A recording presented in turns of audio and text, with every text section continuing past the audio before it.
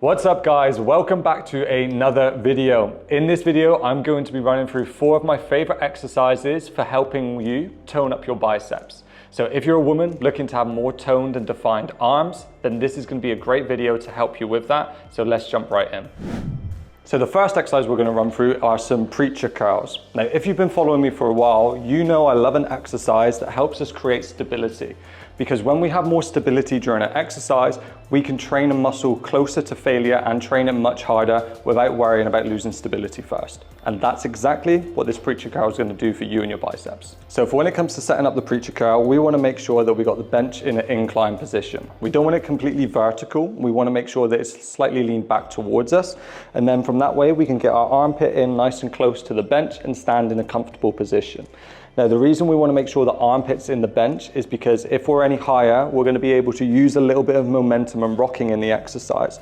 As soon as we get the armpit right into that bench, we can't do that. So all the tension is then again placed on the bicep rather than other parts of the body helping out. So for this exercise, what we want to get right is making sure that you line your shoulder, your elbow, and your wrist up in position. I see a lot of people kind of being in this sideways position where the weight doesn't align with your joints. So just make sure that you take the time to find that right position first.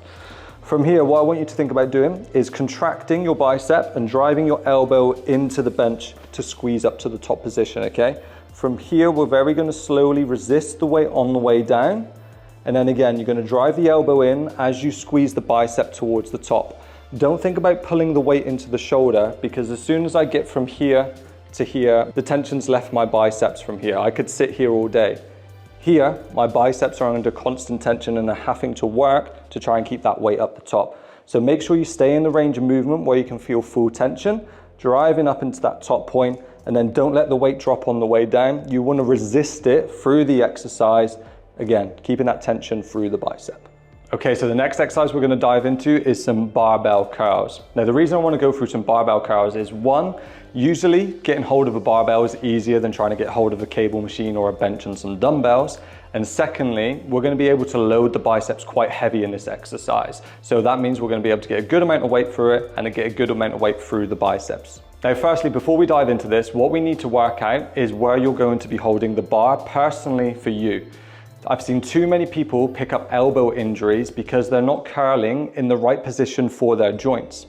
Now, what I mean by this is everyone's got a natural carry angle. So if I was to put my arms to the side and turn my palms out, this is where my arms and joints naturally sit. For some people, it's right in here. For some people, it's even wider. But as you can see, because my carry angle's here, if I try and curl in from this position, this is actually quite uncomfortable to force my arms here and curl. So we just want to find out where you're going to place your hands on the bar. All right, so now we've worked out what your carry angle position is going to be. We're obviously going to get into this exercise. As you can see, I'm curling in a squat rack, and that is okay to do if you've got access to it. The best thing to do is buy yourself your own private gym. You don't have to worry about anyone else's opinion, just saying. So when we get into this, we're going to find that carry angle position, and then from here, we're going to step forward like so. What you want to do is make sure them shoulders are fairly secure. We don't want to be just dropped into this position, curling up and down, okay? So we want to make sure that we create stability in the back of those shoulders. Now from here, a lot of people tend to swing their arms up and forward and lift the elbows during the exercise. As soon as those elbows start to creep forward, my shoulders are starting to do the lifting in the movement rather than my biceps. So we want to keep that elbow fairly central to your waist. Next, think about squeezing and tensing the biceps up to that top point and then slowly releasing. We don't want to think about just pulling into your shoulders again like I spoke about on the preacher curl. We want to think about just squeezing and shortening the biceps up to that top point, slowly releasing on the way down, and then just repeating that back to the top of the movement. As you start to fatigue, you're going to want to start using momentum from the hips in this exercise. Try and cancel that out as much as possible. As you start getting towards the end and you are fatigued, a little bit of movement to assist is okay, because it will help you get out those extra couple of reps.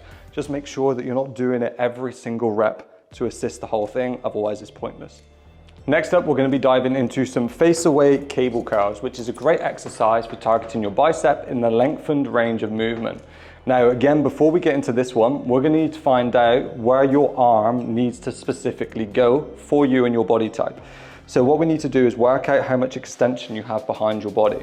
Now to do this, what we need to do is be able to take your arms back as far as you can without your shoulders dumping forward into position.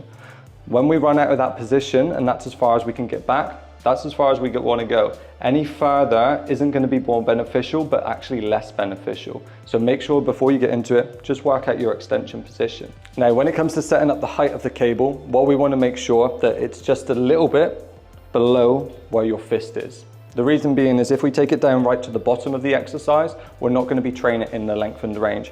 As we come up closer to that fist, we're going to be able to train it more in that lengthened range because of where the tension is.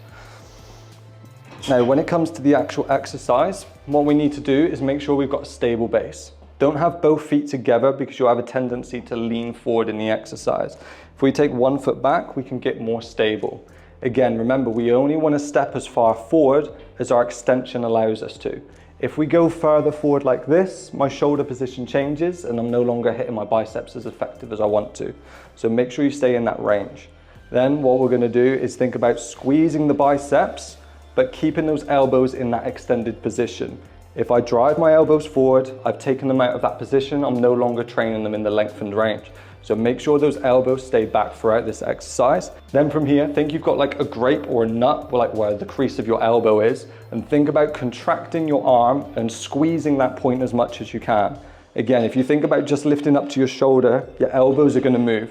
Think about crushing something in the crease of your elbow, the elbows stay back and you can fully contract those biceps. Slowly release back into that stretch position, all the way back. Don't stop shy of it. Make sure you get that full stretch. And then from here, we're going to squeeze up to that top position and then slowly release. Okay, so far we've worked your biceps in the lengthened range of movement with that face away cable curl.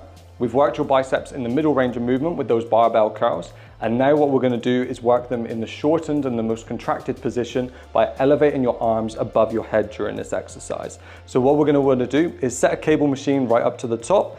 And then from here, we're going to come down to the ground, take a half kneeling position and create as much stability as you can in your base. What we want to do is have that palm facing up like so. Lock yourself in with your arm, and I want you to think about as you contract in that elbow stays up in the air, okay? What we don't want to do is allowing it to drop down. As soon as this drops down, my arm is no longer raised above my head and putting the bicep in the most contracted position possible.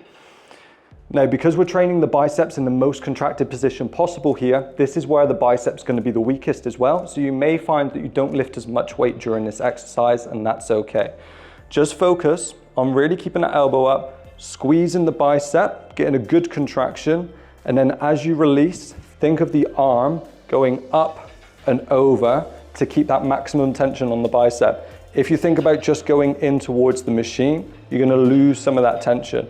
Whereas if you think about going up and over during the exercise as you release, you're going to keep maximal tension on that bicep as you do this exercise. The main thing that we want to watch out for on this is, again, one, either dropping the elbow down, or two, just using momentum to throw back and forth, okay? That's why we need to make sure that we stay nice and stable throughout this entire exercise and just focus on that bicep doing the work. And there you have it. There are 4 of my favorite exercises for targeting your biceps and helping to find them. If you've enjoyed this video, then make sure you hit the like and subscribe button and make sure you hit that bell notification so you can be alerted the next time I upload a video. As always, appreciate you watching and I'll see you in the next one.